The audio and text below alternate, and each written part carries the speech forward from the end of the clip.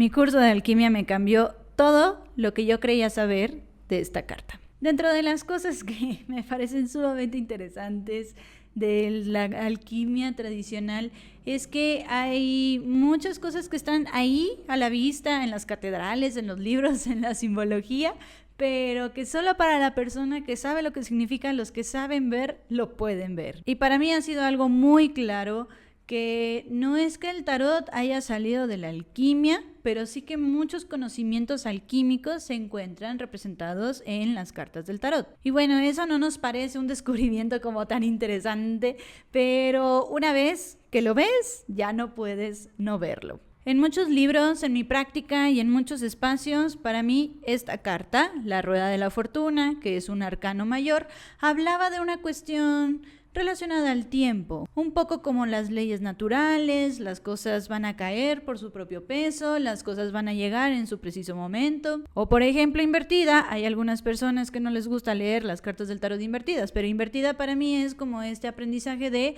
hay cosas que tal vez este no es el tiempo de hacerlo, o que hay algunas personas que se están negando a hacer lo que tienen que hacer para que esta rueda gire y pasen las cosas pues que corresponde que pasen a partir de un cierto trabajo individual. Y hablando como de esta última parte es en lo que más me quiero enfocar al hablar de esta carta. Porque resulta que nosotros tenemos muchos elementos aquí que en la parte de los simbolismos, pues obviamente desde distintas perspectivas pueden representar varias cosas y yo te quiero hablar desde la alquimia, ¿qué siento que representa esto? ¿Tengo yo la verdad absoluta? No.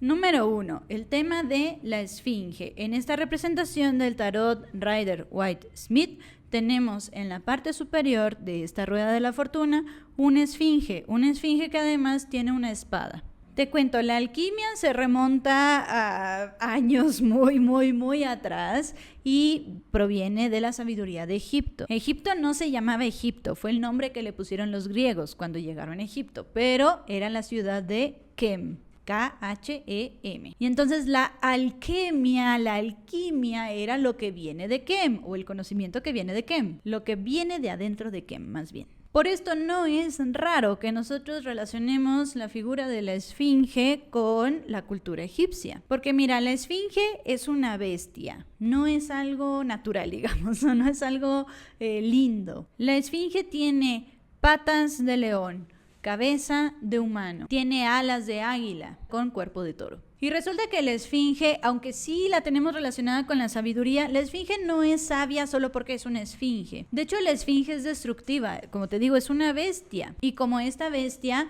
pasa volando, destruyendo todo a su paso. ¿Qué pasa? Que esta esfinge representa el caos, representa la destrucción.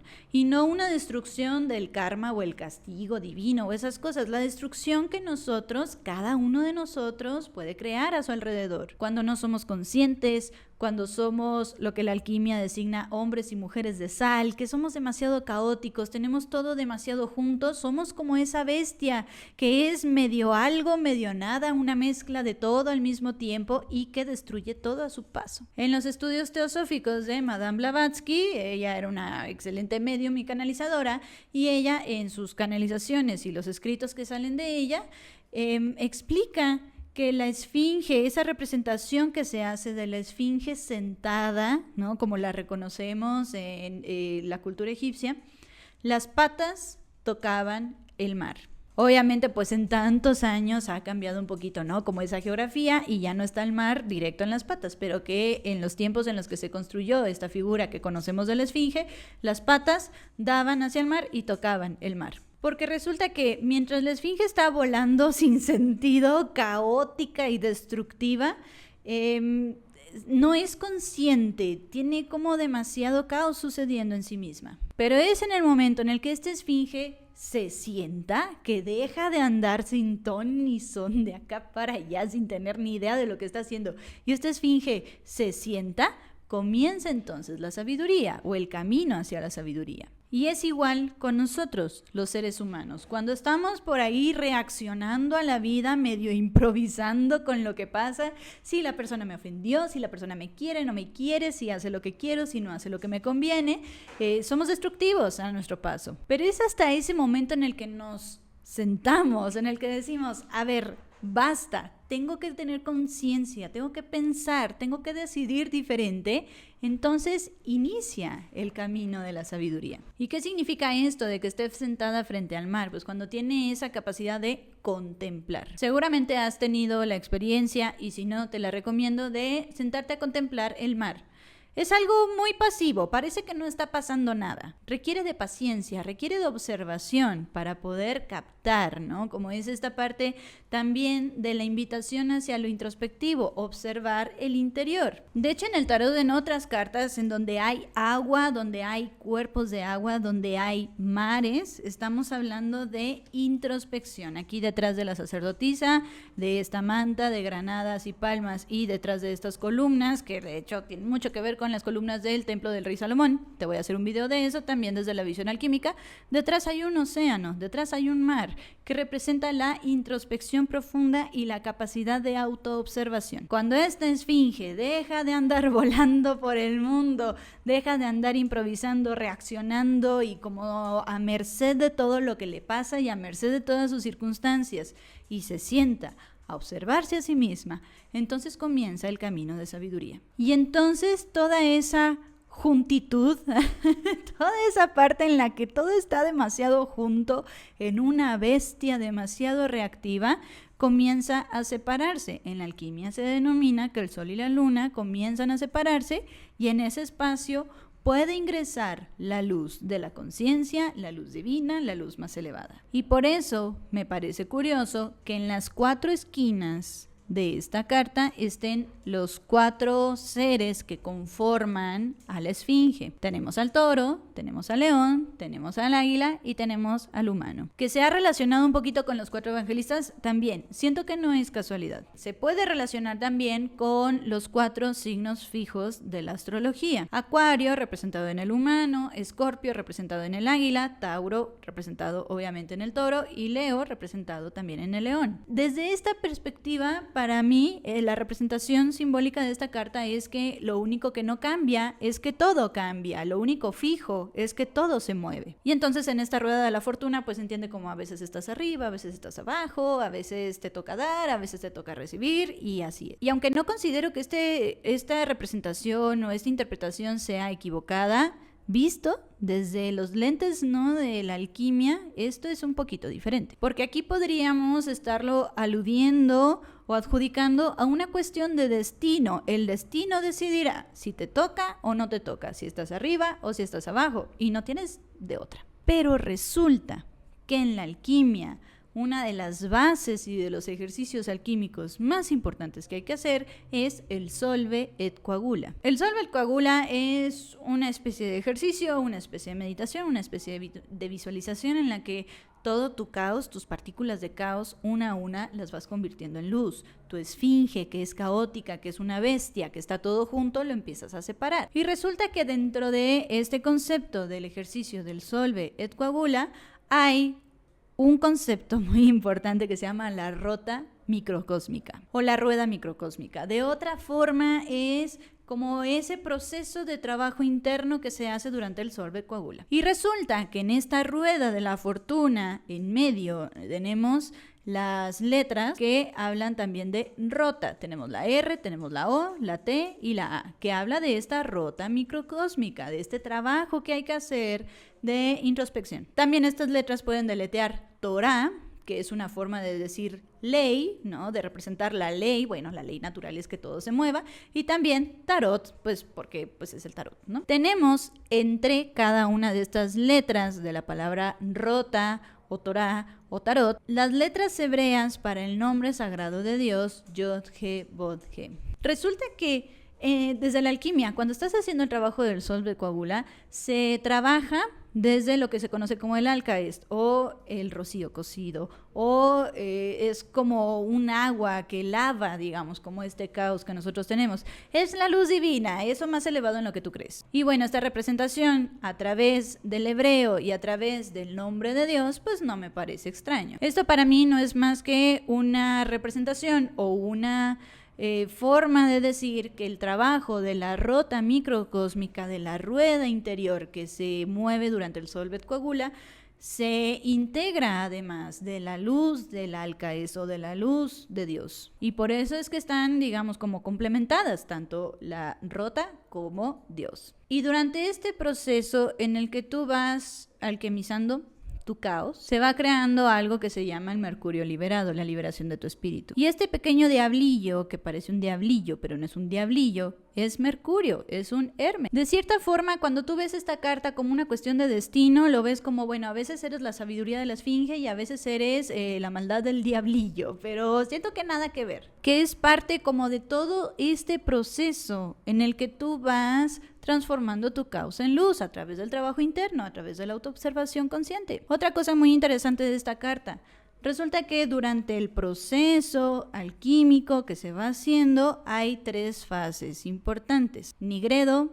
albedo y rubedo. En el nigredo la materia caótica es negra, es como la putrefacción y la oscuridad. Cuando llega al albedo, esta materia de caos negra y putrefacta se vuelve blanco y después este resultado se solidifica en lo que todos conocemos. ¡Ay, la piedra filosofal! ¿De qué color es? Rojo, rubedo. A mí me llama la atención, no son tal cual los colores, no sé si sea un error de impresión o realmente esta fue como la idea primordial de Pamela Colman Smith, que es quien ilustró el tarot Rider-Waite. Pero tenemos también aquí 3 figuras: la serpiente, que puede representar el nigredo. En la parte superior tenemos a la esfinge, que puede representar el albedo, que de hecho el albedo también es como este arco, o sea, el albedo sí sucede en la base, en la parte superior de la rota, o sea, no es casualidad, digamos. Y después el rubedo, que también pasa aquí justo debajo de la rota microcósmica, dentro del trabajo alquímico. Entonces, de cierta forma la serpiente tendría que ser negra, si lo queremos ver así, y la esfinge tendría que ser blanca. Me llama la atención pues que sea azul, no sé si es un error de impresión o si realmente ese fue el concepto de Pamela Colman Smith. De todas formas, si no representa los 3 procesos de la alquimia, la serpiente representa también la Kundalini. Se ha utilizado muchísimo para representar esta energía. ¿Qué es la Kundalini? Es una energía que recorre nuestro cuerpo, es parte como de los pilares energéticos de nuestro cuerpo y durante mucho tiempo se ha representado con la figura de la serpiente. En la parte superior la esfinge, pues como te comentaba, la sabiduría, y en la parte inferior tenemos al Mercurio liberado o Hermes. En medio tenemos otros símbolos muy interesantes. Del lado de acá tenemos aquí el símbolo del azufre. Resulta que el azufre alquímicamente es muy importante porque es el discernimiento, el resultado de esta observación consciente en la que empiezas a darte cuenta qué cosas son tuyas, qué cosas no son tuyas, qué cosas son ciertas, qué cosas te creíste y pues bueno, te fuiste con esa finta, qué cosas te corresponden, qué cosas no te corresponden, qué es el bien, qué es el mal, qué es lo real, qué no es lo real. Y eso genera azufre o entendimiento. No me parece extraño que se encuentre representado en esta rota microcósmica. Del otro lado tenemos el símbolo de la sal. ¿Te acuerdas cuando te hablé del caos de los hombres y mujeres de sal, que todo está demasiado junto? Es parte de los elementos. No podríamos hacer un trabajo alquímico si no hubiera sal, si no hubiera caos. En la parte superior tenemos el símbolo del mercurio, que pues bueno, aquí está, Hermes, el mercurio liberado, la representación de nuestro espíritu. Y debajo tenemos un símbolo que parece representar el agua.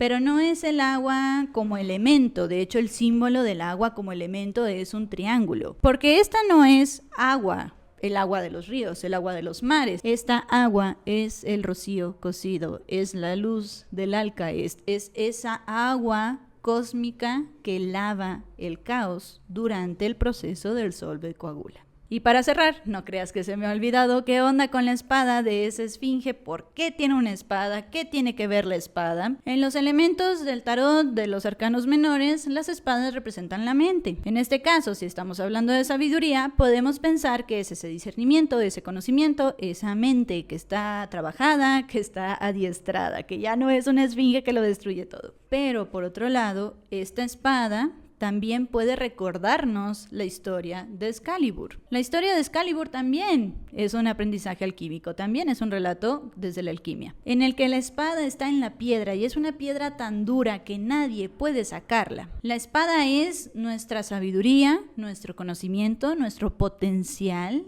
digamos, pero a veces nuestro caos, nuestra materia humana primitiva puede ser tan dura que no hay forma de sacar esa espada, mucho menos de usarla. Es una persona preparada quien ha hecho este trabajo de conciencia, este trabajo interior, de autoobservación consciente, de lavar su caos, de conectar con esa luz divina para lavar ese caos, quien realmente puede sacar la espada de la piedra. Por un lado sí, porque la persona, en este caso el rey Arturo, ¿no? Representado con el rey Arturo, se ha vuelto fuerte, se ha vuelto sabia, se ha vuelto inteligente.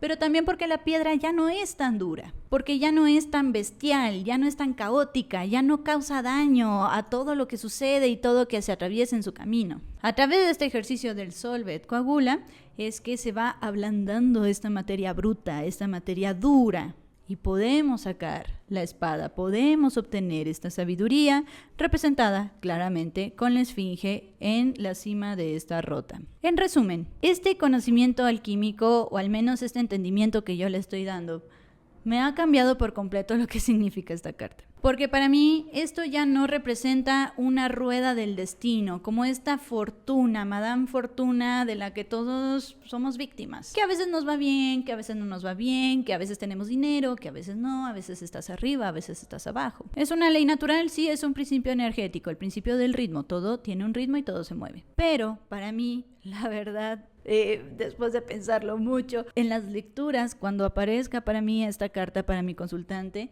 no solo es, bueno, es una cuestión de tiempo o hay que esperar, hay que hacer el trabajo interno para que esta rueda gire, para que las cosas que tú quieres que sucedan empiecen a generarse, pero todo empieza por el trabajo interno, la autoobservación. Para mí esta es una invitación de ¿qué tanto caos eres en tu vida y en la vida de los demás? ¿Qué tanto discernimiento realmente eres capaz de hacer sobre el bien, el mal, lo que te toca, lo que no te toca? O si ahí estás por la vida haciendo daño, metiendo tus ideas en todo lo que existe o creando conflictos en todo lo que sucede, hasta en lo más pequeñito. Y entonces esta rueda de la fortuna, más que ser una cuestión de azar o de tiempo, es una cuestión de trabajo interno. No te voy a mentir, me dio un poco de conflicto que me cambiara toda la idea a través de la alquimia de esta carta en particular del tarot. Pero me parece interesante también como poder mirar las mismas cosas que todos vemos desde otra ventana, desde otra lupa, desde otra lente, desde otra perspectiva. A veces eso nos hace descubrir como muchas cosas muy interesantes. A veces nos perdemos, sí, en pensar en que todo en la vida tiene que tener un significado trascendente, profundo, y hay cosas que pues simplemente son, ¿por qué el gato levanta la cola? Pues porque tiene cola y la quiere levantar. ¿Qué mensaje me está dando esta paloma al pasar frente a mí? Pues tal vez nada, solo es una paloma que pues está pasando y pues está pasando frente a ti, pero no necesariamente es un mensaje. Pero bueno, en herramientas como estas que son intencionadamente simbólicas, está bien interesante estudiarlas desde otra perspectiva. Cuéntame, ¿tú qué opinas? ¿Crees que hay algo de esta representación del trabajo alquímico en esta carta de la Rueda de la Fortuna? ¿O simplemente me fumé algo muy bueno y me puse a grabar un video? No fumo nada, pero no lo necesito. ¿Cuál es tu perspectiva? Cuéntame. Mi nombre es Lluvia, me encuentras en todas mis redes como Lluvia Bruja y nos vemos en la próxima. Chao, chao.